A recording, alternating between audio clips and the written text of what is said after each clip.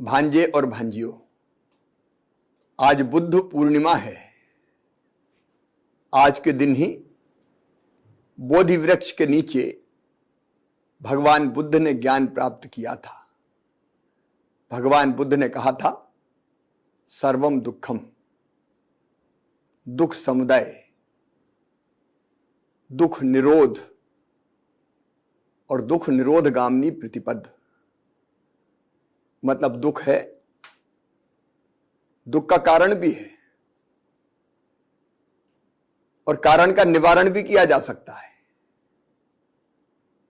और उसके लिए उन्होंने अष्टांग मार्ग बताया।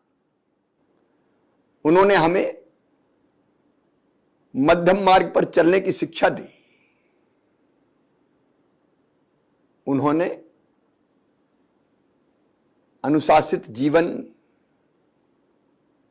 जीने का मार्ग हमें बताया। आज कोरोना संकट ने मानवता को एक बार फिर से झकझोर के रख दिया है। यह अलग बात है कि आज हम कोरोना संक्रमण को नियंत्रित करने की स्थिति में आ रहे हैं। जैसा मैंने बताया, भगवान बुद्ध ने कहा था, दुख तो है और दुख का कारण भी है। ये कोरोना वायरस का दुख हमारे सामने आया। वायरस फैलने का कारण भी है, लेकिन उस कारण का निवारण किया जा सकता है। उसके कुछ उपाय हमने किए हैं और इसलिए आज मुझे यह बताते हुए संतोष है कि आप सबके प्रयासों से, केवल सरकार के नहीं, आपके समाज के, आप सबके प्रयासों से कोरोना संक्रमण अब मध्य प्रदेश में नियंत्रण की स्थिति में है। कल हमने 70,000 से ज्यादा टेस्ट किए, लेकिन उनमें से पॉजिटिव केस आए 2,189, 7,846 स्वस्थ होकर घर वापस गए। पॉजिटिविटी रेट घटकर अब 3.1% के आसपास रह गया है और रिकवरी रेट बढ़कर, मतलब स्वस्थ होने वालों की दर 93.39% है। मतलब 100 बीमार जो थे उनमें से 93 से ज्यादा लोग स्वस्थ होकर जा रहे हैं और यह प्रतिशत लगातार बढ़ता जा रहा है। लेकिन निश्चिंत मत हो जाना, संकट अभी टला नहीं है, खतरा अभी बाकी है। वायरस हमारे बीच है। यह बात सही है कि आज 17 जिलों में 10 से कम पॉजिटिव केस आए हैं, लेकिन आज भी इंदौर और भोपाल में बहुत सावधानी की आवश्यकता है। दोनों में लगातार 500 से ज्यादा पॉजिटिव केस आ रहे हैं। रतलाम, रीवा, अनूपपुर, सीधी, इन जिलों को भी ध्यान देने की जरूरत है। और ध्यान केवल इनको नहीं, संपूर्ण प्रदेश में देने की आवश्यकता है। यह संक्रमण की दर कम क्यों हुई? इसलिए कि हमने कोरोना कर्फ्यू लागू किया। यह संक्रमण को नियंत्रित करने का मध्य प्रदेश का अलग मॉडल है और वो मॉडल है जनता का, जनता के लिए, जनता के द्वारा मॉडल। अकेले सरकार ने नहीं किया। हमने संकट से निपटने के लिए क्राइसिस मैनेजमेंट ग्रुप्स बनाए।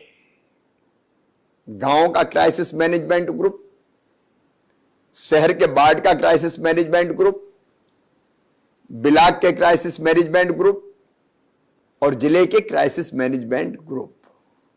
जहां जिले में प्रभारी मंत्री के साथ आदरणीय सांसदगण, विधायकगण कलेक्टर, एसपी, सभी स्तर के जनप्रतिनिधि, सामाजिक राजनीतिक कार्यकर्ता, समाज सेवी,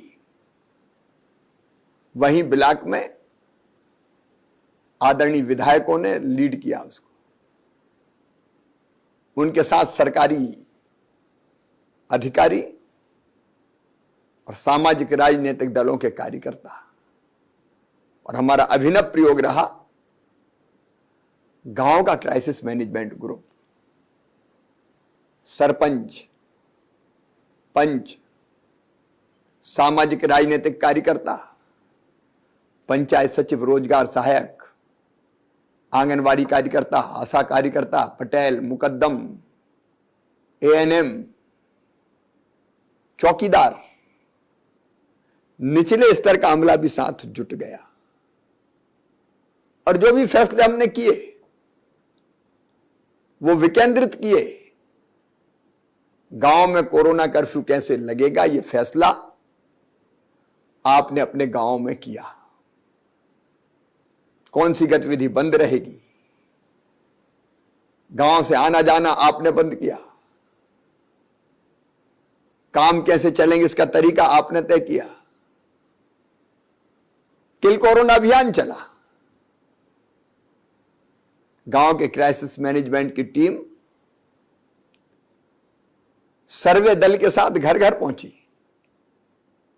आप अगर घर घर ना जाते तो कई लोग बताते ही नहीं कि खांसी और बुखार है। आपने बाकी व्यवस्थाएं भी संभाली। आपका अमूल्य योगदान है। वैसे ही शहर के बाढ़ का क्राइसिस मैनेजमेंट ग्रुप, उसने अपनी वार्ड की व्यवस्थाएं संभाली। बाढ़ में गतिविधियां बंद करने का काम किया, आना जाना नियंत्रित किया।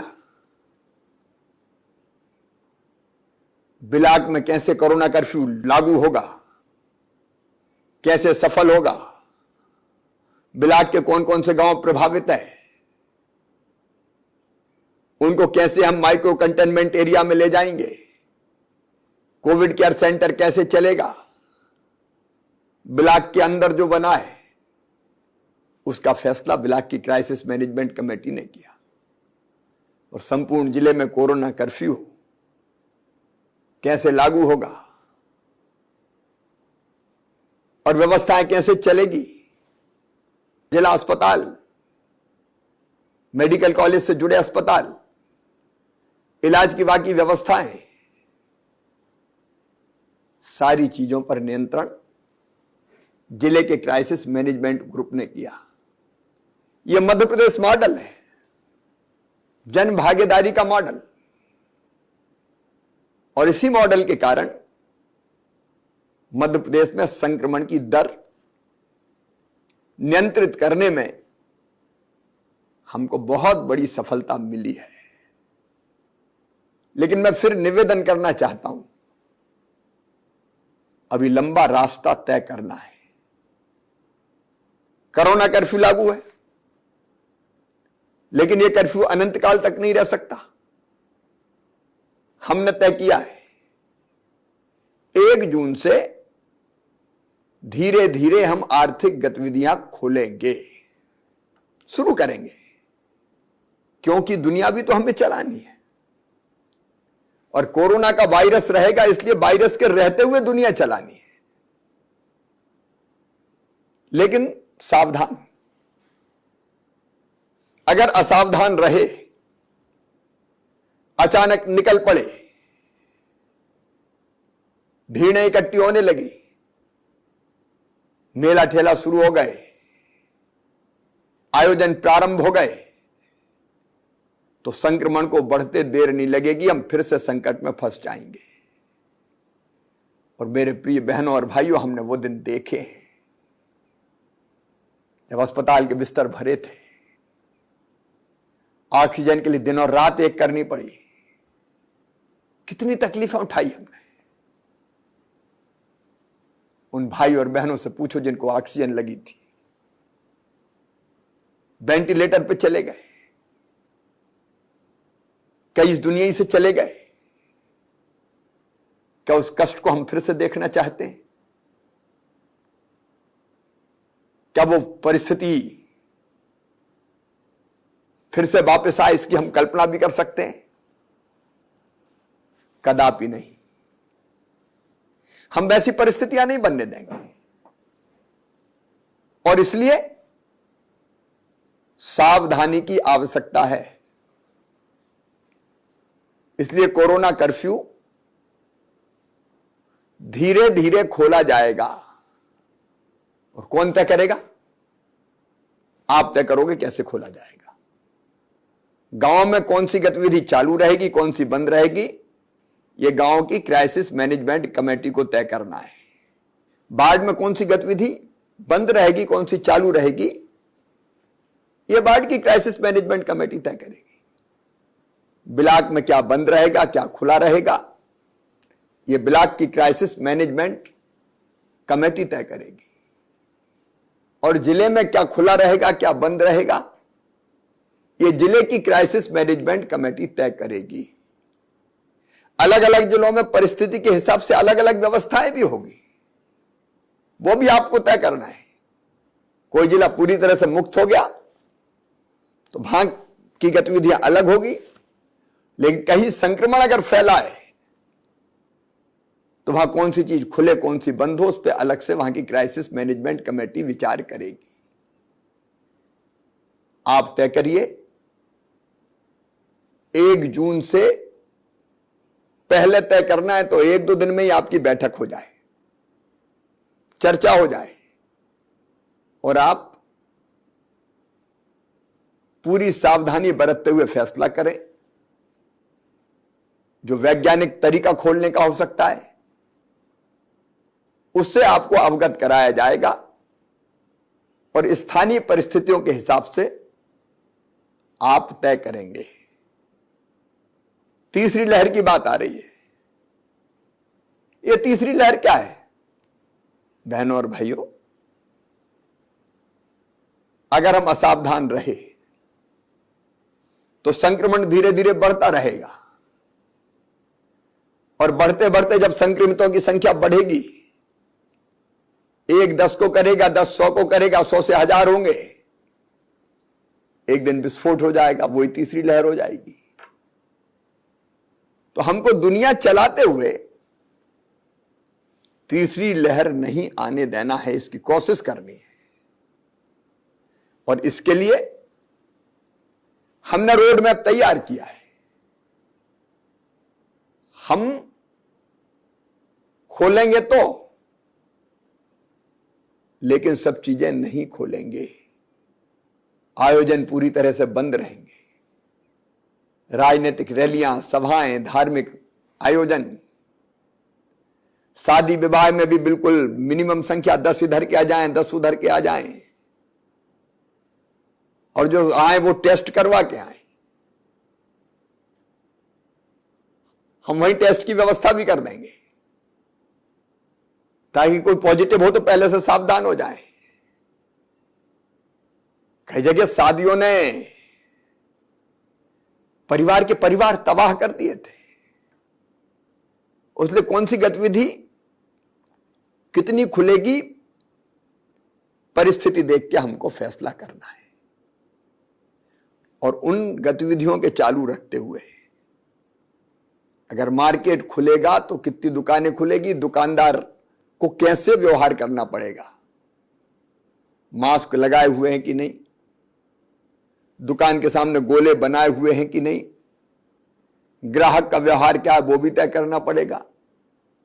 और ये इसलिए कि एक से दूसरे को संक्रमण ना फैले, तो वो व्यवहार तय होगा, नियम बनेंगे, धारा 144 लगी रहेगी ताकि भीड़ इकट्ठी ना हो पाए। लेकिन उसके साथ साथ टेस्ट भी जारी रहेंगे। हम लगभग 75,000 टेस्ट रोज करेंगे। फीवर क्लिनिक भी चालू रहेंगे। उसके अलावा मोबाइल टीम भी भेजेंगे टेस्टिंग के लिए, सैंपल लेने के लिए। टेस्ट का यह फायदा होगा कि अगर कोई हम में से संक्रमित है तो तत्काल हमें पता चल जाएगा, और जैसे ही पता चला तो हम अपने संक्रमित भाई या बहन को या तो होम आइसोलेशन में, घर में जगह तो अलग रख देंगे, दवाई का किट देंगे, उसकी तत्काल इलाज की व्यवस्था करेंगे, या फिर कोविड केयर सेंटर में ले जाएंगे। हम कोविड केयर सेंटर अभी बंद नहीं करने वाले। कोविड केयर सेंटर में चाय, नाश्ता, भोजन सबका इंतजाम करेंगे, इलाज की व्यवस्था करेंगे, ताकि उससे बाकी परिवार के सदस्य संक्रमित ना हो। और फिर हम कॉन्ट्रैक्ट ट्रेसिंग करेंगे। अब नंबर कम हो गया, इसलिए यह संभव है। कॉन्ट्रैक्ट ट्रेसिंग का मतलब है एक पॉजिटिव अगर निकला तो उसके पूरे परिवार के सदस्यों का सैंपल लिया जाएगा, टेस्ट किया जाएगा, उससे मिलने वाले बाकी लोगों का भी टेस्ट किया जाएगा, ताकि उसके कारण अगर कहीं संक्रमण फैला हो तो हम उस संक्रमण को तत्काल पकड़ लें, और कोई संक्रमित हुआ हो तो उसको फिर हम होम आइसोलेशन या कोविड केयर सेंटर पर ले जाके उसके इलाज की भी व्यवस्था कर लें, और नहीं तो वो पता नहीं कितनों को संक्रमित करेगा। तो कॉन्ट्रैक्ट ट्रेसिंग।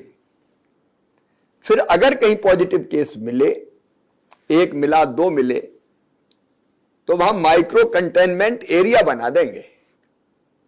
उस घर को घेर लेंगे, दो चार घर को घेर लेंगे, वहां से आना जाना बंद करेंगे, ताकि वो संक्रमण वहां से बाकी लोगों में ना फैले।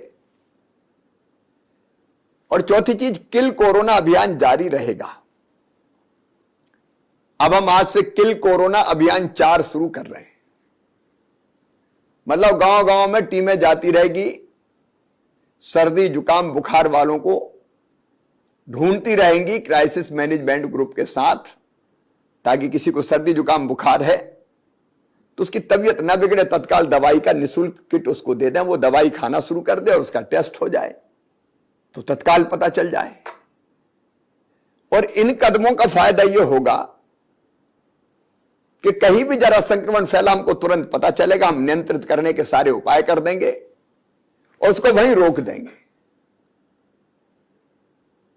और इसलिए वो कोई बड़ी लहर नहीं बन पाएगा। ये बहुत जरूरी है, ये करनी पड़ेगा। अगर हमने छोड़ दिया कि चलो अब कुछ नहीं करना, ना टेस्ट करना, ना चेक करना, ना देखना, ना भालना, तो किस दिन तीसरी लहर का विस्फोट हो जाए ठिकाना नहीं है। इसलिए कोरोना के साथ ही जीना है, वायरस के साथ जीना, तो ये सब चीजें हमको करनी पड़ेगी। और इसमें आप सबका सहयोग चाहिए। मेरे प्रिय बहनों, भाइयों, बेटे बेटियों, अनुशासित व्यवहार, संयत व्यवहार। हम निकलेंगे बिना मास्क के नहीं निकलेंगे, किसी भी कीमत पर नहीं निकलेंगे। मास्क लगा ही रहेगा, और कोई बिना मास्क का दिखा तो टोक देंगे, क्योंकि वो केवल उसके लिए खतरा नहीं है, वो बाकी समाज के लिए खतरा बन रहा है। मैं सबसे अपील करता हूं, इस काम को आप संभालें। मैं मास्क लगाऊंगा, बाकी को लगवाऊंगा। मैं मेरे घर की सुरक्षा करूंगा, मेरे परिवार की सुरक्षा करूंगा कोरोना से। और फिजिकल डिस्टेंस, दूरी बना के रखनी है।